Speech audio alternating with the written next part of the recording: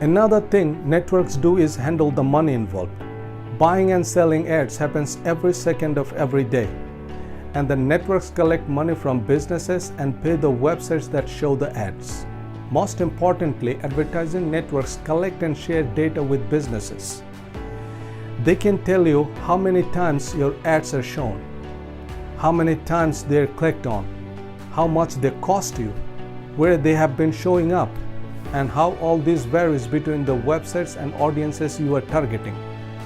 Many networks even let you add tracking to your web pages so you can see if your ads are resulting in conversions on your website.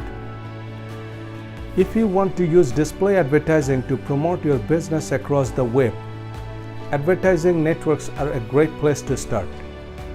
They will bring you together with the websites that want to sell you ad space.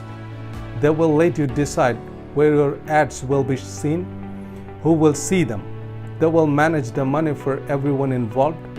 They will even provide you the data you need to know just how well your campaign is getting on. Thank you and stay tuned.